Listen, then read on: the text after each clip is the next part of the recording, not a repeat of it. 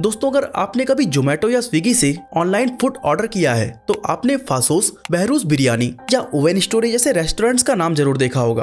अब मान लो कि आप फासोस का रैप ऑर्डर करते हो तो वहीं आपका कोई दोस्त बहरूज बिरयानी तो कोई दूसरा दोस्त ओवन स्टोरी का पिज्जा। अब आपको लग रहा होगा कि आप तीनों लोगों ने 3 अलग अलग रेस्टोरेंट से खाना मंगवाया है, लेकिन क्या आपको पता है कि इन तीनों ही रेस्टोरेंट्स के फूड एक ही किचन में बनाए जाते हैं? जी हाँ, क्योंकि ये सारे ब्रांड्स रेबल फूड्स नाम की एक कंपनी के अंडर में आते हैं, जो कि एक इंडियन ऑनलाइन रेस्टोरेंट कंपनी है और इसे 2 IIM ग्रेजुएट्स ने मिलकर स्टार्ट किया था। आज ये company Faasos, Behrouz biryani and oven story जैसे 45+ ब्रांड्स को ऑपरेट करती है। इसके अलावा रेबल फूड्स न सिर्फ इंडिया बल्कि पूरी दुनिया की लार्जेस्ट क्लाउड किचन रेस्टोरेंट चैन है, जिसके 10 देशों में 450 से भी ज्यादा क्लाउड किचन मौजूद हैं। हैरानी की बात यह है कि कुछ समय पहले इसकी शुरुआत सिर्फ एक रेस्टोरेंट से हुई थी और तब किसी ने सोचा भी नहीं था कि आने वाले समय में ये इतनी बड़ी कंपनी बन जाएगी। तो आखिर किन स्ट्रेटजीज के चलते आज रेबल फूड्स एक सिंगल रेस्टोरेंट से वर्ल्ड की लार्जेस्ट क्लाउड किचन चैन बन गई? आइए डिटेल में समझने की कोशिश करते हैं।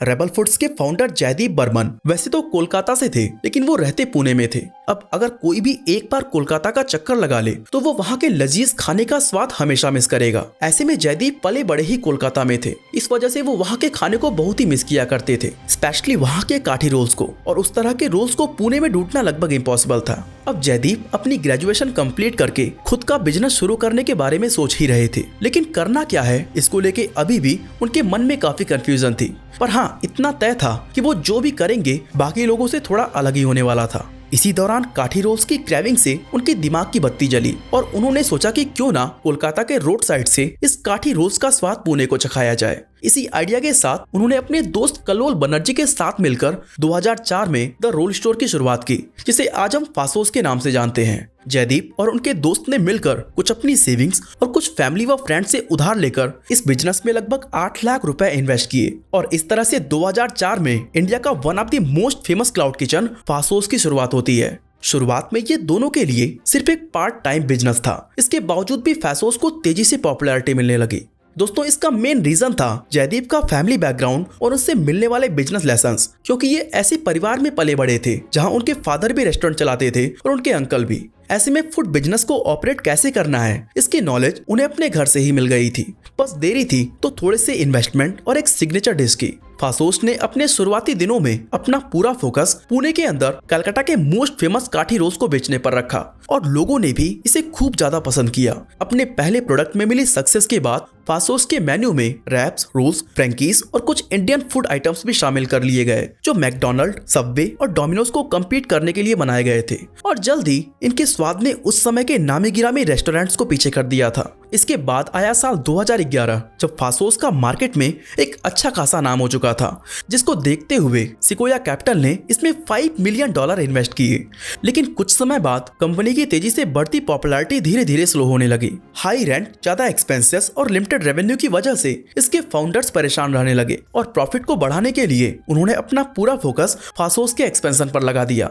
लेकिन अलग अलग लोकेशंस पर रेस्टोरेंट खोलने में बहुत ही ज्यादा रिसोर्सेस और एफर्ट्स की जरूरत थी, और अगर ये सब लगा भी दिया जाए तब भी इसकी कोई गारंटी नहीं थी कि उस एरिया के लोगों को ये टेस्ट पसंद ही आए। इसलिए इसके को फाउंडर्स ने एक नेक्स्ट लेवल का दिमाग लगाया। दोस्तों, उस समय तक फासोस एक नॉर्मल रेस्टोरेंट की तरह काम करता था, जिसमें लोग टेबल पर बैठकर खाना ऑर्डर करते और खाकर चले जाते, या काफी लोग ऐसे भी थे जो उसे पैक कराकर ले जाते थे। ये वो दौर था जब इंटरनेट धीरे धीरे पॉपुलर हो रहा था। इसलिए फासोस ने इस बदलते एरा में एक एक्सपेरिमेंट करने की सोची और 2014 में इन्होंने अपनी मोबाइल ऐप लॉन्च कर दी, जहां से कोई भी कस्टमर अपने घर से ही फूड को ऑर्डर कर सकता था।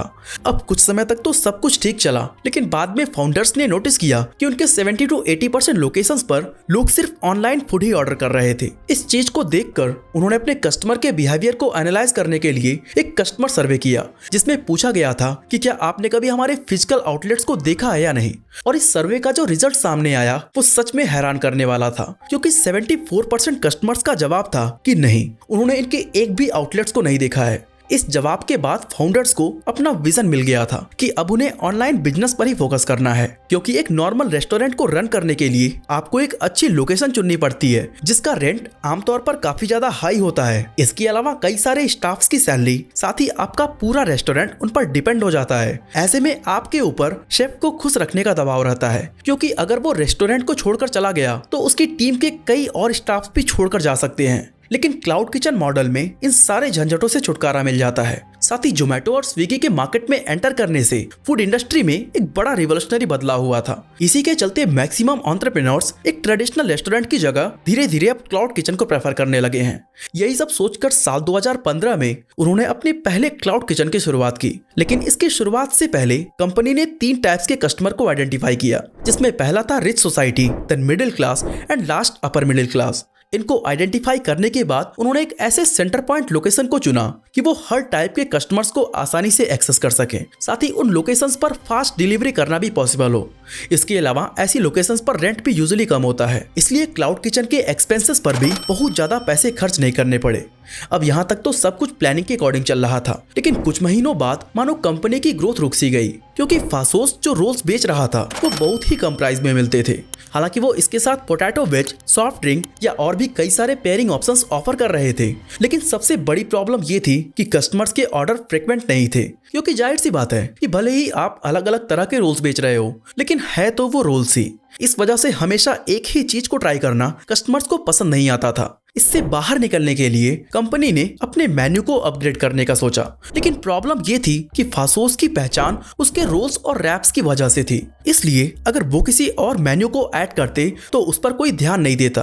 बिल्कुल वैसे ही जैसे आप बेस्ट पिज्जा के लिए पिज्जा हट या डोमिनोज जाते हैं, बर्गर के लिए मैकडॉनल्ड्स और बेस्ट कॉफी के लिए स्टारबक्स या सीसीडी। आपके मन में कभी भी ये ख्याल नहीं आता कि आपको मैकडॉनल्ड्स में जाकर पिज्जा खाना है या पिज्जा हट में जाकर बिरयानी। लेकिन मान लो कि अगर कल को डोमिनोज अपने पिज्जा के साथ साथ थाई फूड्स भी बेचने लगे, तो क्या आप उसे लेंगे?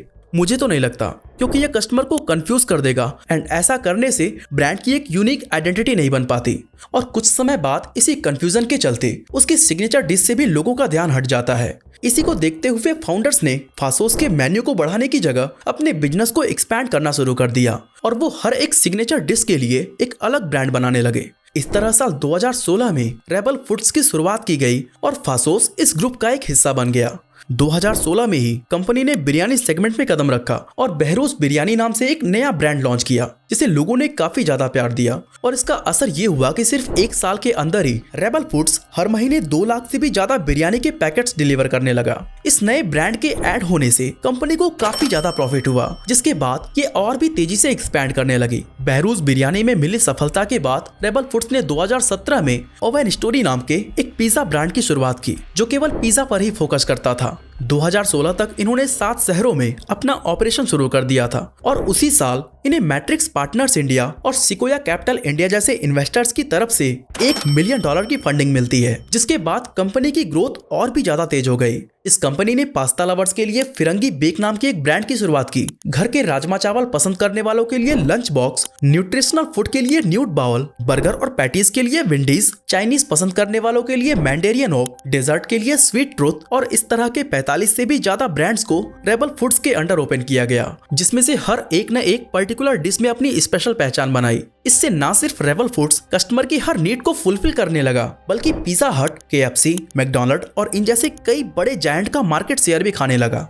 लेकिन इसमें सबसे ज्यादा कमाल की बात ये थी कि इतने सारे ब्रांड्स को वो एक ही किचन से ऑपरेट करते थे। यानी जहां पर आपका केक बेक हो रहा है, वहीं पर राजमा चावल भी बन रहा है। जहां हेल्दी सैलेड बन रहे हैं, वहीं पर पिज्जा और बर्गर भी बनाए जा रहे हैं। इस तरह के स्ट्रेटजीज और क्लाउड किचन मॉडल पर शिफ्ट होने के बाद कंपनी की इनकम में 2 गुना का इजाफा हो गया था। 2018 में जहां इसका रेवेन्यू 146 करोड़ रुपए था, वो 2019 में बढ़ के 305 करोड़ रुपए हो गया। अब इंडिया के अंदर रेबल फूड्स ने अच्छी खासी मार्केट को कैप्चर कर रखा था और इसके लगभग सभी ब्रांड्स अपने अपने सेक्टर में कमाल कर रहे थे। इसीलिए इसने फॉरेन कंट्रीज की तरफ अपना रुख किया और 2019 में UAE और इंडोनेशिया में एंटर कर गया। इसके बाद 2020 में सिंगापुर, मलेशिया, बांग्लादेश और UK में भी एंट्री ले ली। इससे कंपनी का रेवेन्यू बढ़कर 561 करोड़ रुपए तक पहुंच गया था, जो 2019 के मुकाबले लगभग 83% ज्यादा था। लेकिन उसी दौरान रेबल फूड्स के सामने एक बहुत बड़ा चैलेंज आ गया और वो था कोरोना।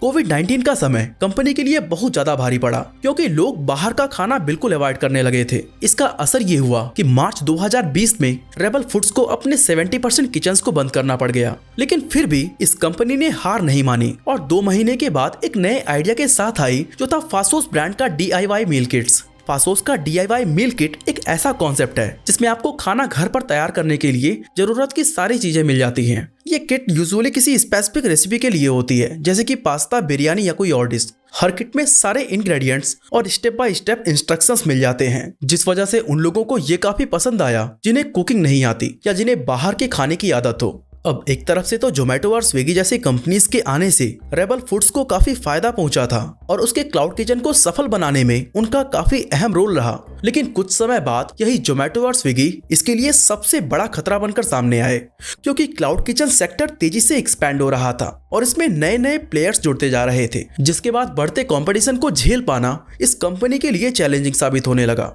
जोमेटो और स्विगी ने भी अपना खुद का क्लाउड किचन नेटवर्क बना लिया था, जिससे रेबल फूड्स को भारी टक्कर मिल रही थी। साथ ही उसे दूसरे कॉम्पिटिटर्स जैसे ओला फूड्स, फ्रेश मेन्यू, बॉक्सेट, इंटरशेफ और QSR फूड जैसे ब्रांड की वजह से भी भारी कंपटीशन का सामना करना पड़ रहा था। लेकिन इन सब से बाहर निकलने के लिए रेबल फूड्स ने कुकिंग और टेक्नोलॉजी में एक बेहतरीन बैलेंस एस्टैब्लिश किया। इसके लिए इस कंपनी ने एक स्ट्रॉन्ग ऑपरेटिंग सिस्टम बनाया जिसे रेबल OS के नाम से जाना जाता है। दोस्तों, रेबल फूड्स IoT, AI और रोबोटिक्स जैसी नई टेक्नोलॉजी का इस्तेमाल करता है, जिससे उसके क्लाउड किचन्स में खाना बनाने का काफी सारा प्रोसेस ऑटोमेट हो चुका है। इसके अलावा ये सामान की इन्वेंट्री, परचेजिंग, मैन्युफैक्चरिंग और वेयरहाउस को ट्रैक करने में भी मदद करता है। आज रेबल फूड के स्मार्ट किचन प्लेटफॉर्म का कोर इनकी टेक्नोलॉजी ही है, जो इसके कॉम्पिटिटर्स से आगे रखने में मदद करता है। इनके किचन्स में ऐसे कई इंडस्ट्री फर्स्ट ऑटोमेटेड प्रोडक्ट्स लगाए गए हैं जो कुकिंग को आसान बनाने का काम करते हैं। यहाँ IoT इनेबल्ड डीप फ्रायर्स और sensor enabled quality check stations लगे हुए हैं, जो खाने की कंसिस्टेंसी और टेस्ट प्रोफाइल की जांच करते हैं,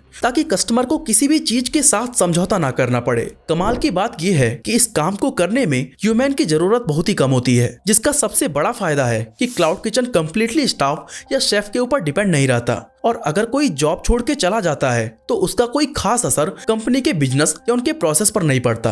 अब इंडिया फूड के मामले में यूं ही वर्ल्ड फेमस नहीं है, बल्कि यहाँ इतनी डिशेस मौजूद हैं जिनमें से काफी का तो आपने नाम भी नहीं सुना होगा। यहाँ के अलग अलग रीजन्स में अलग अलग फूड और उन फूड्स में भी कई वेराइटीज। ऐसे में नई लोकेशन पर जाने के लिए उस कंपनी को बार बार अपना मेन्यू बदलना पड़ता है। साथ ही रीजनल टेस्ट को भी ध्यान में रखते हुए फूड बनाना पड़ता है, ताकि वहाँ के लोगों को इनका स्वाद पसंद आ सके। इसी के चलते 2016 से 2018 के बीच रेबल फूड्स ने अपने शेफ के साथ मिलकर ग्रुप के मल्टीपल ब्रांड्स के लिए 280 अलग अलग डिशेस और रेसिपी लॉन्च किए, ताकि हर जगह के लोगों को एक ऑथेंटिक टेस्ट मिल सके और वो इनके ब्रांड से कनेक्ट हो सके। इनके इन्हीं एफर्ट्स की वजह से आज रेबल फूड्स को कई बड़ी बड़ी फंडिंग रिसीव हुई है। फॉर एग्जांपल 2021 में इसे 175 मिलियन $US की फंडिंग मिली, जिसके बाद इसका नाम देश के यूनिकॉर्न्स की लिस्ट में शामिल हो गया।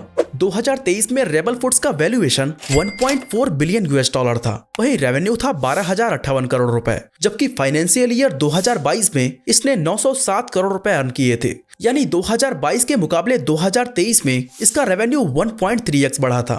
दोस्तों, आज रेबल फूड्स दुनिया की लार्जेस्ट क्लाउड किचन रेस्टोरेंट चैन है, जिसके 10 देशों में 450 से भी ज्यादा क्लाउड किचन्स मौजूद हैं। और ये सब फाउंडर्स की बेहतरीन स्ट्रेटजीज, इनोवेशन और समय पर वैल्यूएबल डिसीजन लेने की वजह से पॉसिबल हो पाया है। बाकी दोस्तों, क्या आपने पहले कभी इस कंपनी के बारे में सुना था या नहीं, हमें कमेंट करके जरूर बताएं। बाकी इसी तरह अगर आप जानना चाहते हैं कि लेस ने हवा बेचकर 4000 करोड़ रुपए कैसे छापे, तो आई बटन पे क्लिक करके इस वीडियो को देख सकते हैं। बाकी आज के लिए बस इतना ही।